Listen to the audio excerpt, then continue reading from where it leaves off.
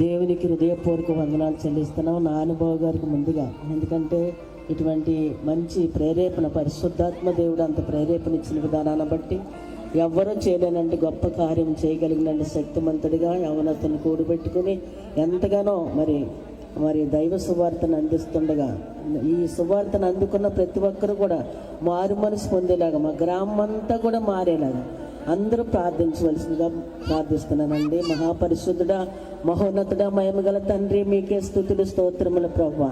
ఇదిగో తండ్రి, సమయంలో నా ప్రభు, నా తండ్రి ప్రభు ముఖ్యమైన అంశానికి వచ్చాము. ఎంతవరకు నీ స్తుతి గీతాల్లో నా తండ్రి ఆర్కెస్ట్రా వారిలో మీరుండి నడిపించారు ప్రభు. నా తండ్రి దైవజన్లో ఉండి ప్రార్థనలు జరిపించారు ప్రభు. నాయన నీ కృపలేంది ఏది జరగదు నాయన. మీ స్తోత్రములు ప్రభు. నీ కృప నాయన, నీ కృప ఎంతో అధికంగా నీ బిడ్డల పట్ల ఉన్నది కాబట్టి నాయన ఇదంతా కూడా జరుగుతుంది నాయన. ఎంతో ప్రయాసపడి నీ బిడ్డలు నెల క్రితం నుంచి ప్రయాసపడుతున్నా తండ్రి నా ప్రభు నుంచి వచ్చినటువంటి మోషయ్య గారు మన ఆహ్వానాన్ని మన్నించి దూర ప్రాంతం నుండి ఈ సభా స్థలానికి వచ్చి తన గ్రీటింగ్స్ ని తెలియజేయవలసిందిగా దైవజన్ని కోరుకున్నా. ఆయన వస్తుండగా అందరూ చప్పట్లు కొట్టి ఆయన ఆహ్వానించారు.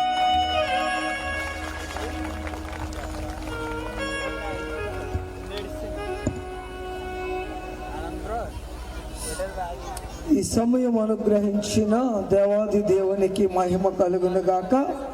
దేవుని యొక్క పరిశుద్ధ గ్రంథంలో నుండి యోహాను సువార్త 3వ అధ్యాయము 16వ వచనాన్ని చదువుకుందామండి.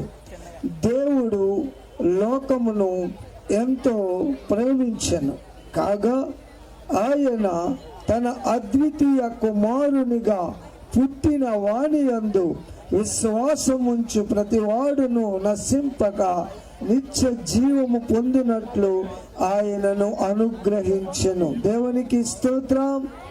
చిన్ని ప్రార్థన చేద్దాం. దయగల మా తండ్రి, కృపగల ప్రభువా, ఈ సమయమును ఇక్కడున్న పసిపిల్లల మొదలుకొని పెద్దవారి వరకు మా అందరినీ ఆశీర్వదించి ఈ కార్యక్రమానికి కారకులైన నానిబాబు గారికి అనుగ్రహించిన ఈ యొక్క శృంగవరం టీం అంతటినీ ఆశీర్వదించి కూడి వచ్చిన అభిషక్తులను ఆర్కెస్ట్రా వారిని ఆశీర్వదించి మమ్మలను బలపరిచి సాక్ష్యము ద్వారా వాక్యము ద్వారా నడిపించి ఆశీర్వదించమని యేసు నామములో అడుగుచున్నాము తండ్రి, ఆమేన్.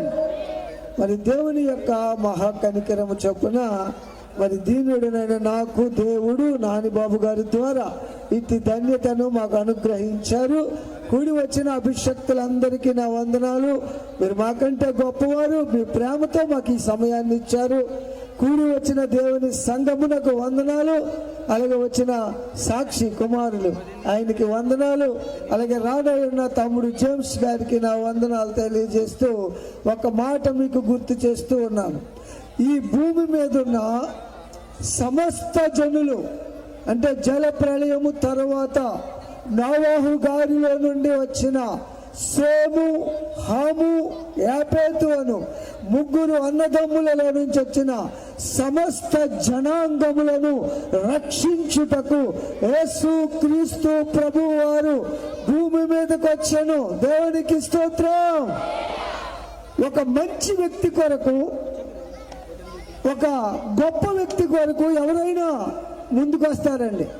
కానీ లోకములో పాపములో నశించిపోతున్న వ్యభిచారులు, దొంగలు, హంతకులు, మరి ప్రతి విధమైన దుర్మార్గ జీవితములో నశించిపోతున్న పాపుల కొరకు యేసు క్రీస్తు మాత్రమే భూమి మీదకి దిగి వచ్చాడు. దేవునికి స్తోత్రం.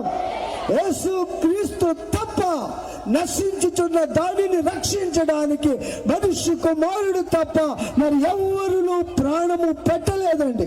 ఎంతో మంది గొప్పవారు భూమి మీద జన్మించారు, మహానుభావులుగా గొప్పవారిగా ఘనత పొందారు. కానీ ఏ మనుష్యుడు, ఏ దైవ సమానులైన వారు ఎవరు కూడా పాపములో ఉన్న మనిషి కొరకు ప్రాణము పెట్టలేదు. ఒక్క ప్రభువైన యేసు క్రీస్తు మాత్రమే నశించుచున్న మన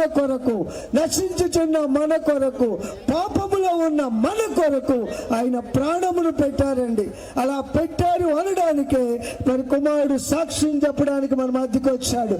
ఎందుకంటే మనమందరం ఒకప్పుడు పాపములో ఉన్నవారమే, పాపంలో ఉన్న మన కొరకు ప్రభు అయిన యేసు క్రీస్తు వారి ప్రాణము పెట్టారు. ఎందుకంటే దేవుడు లోకమును ఎంతో ప్రేమించను కాగా తన అద్వితీయ కుమారుని యందు విశ్వాసముంచు ప్రతివాడు నశింపక నిత్య జీవము పొందినట్లుగా దేవుడు యేసు క్రీస్తును మన కొరకు అనుగ్రహించెను. దేవునికి స్తోత్రం.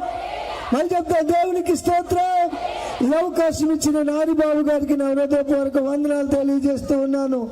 రక్షించుచున్న మనం రక్షించిన యేసయ్యకు నా హృదయపూర్వక వందనాలు తెలియజేస్తూ ముగిస్తూ ఉన్నాను. దేవుడి మాటలను దీవించునుగాక.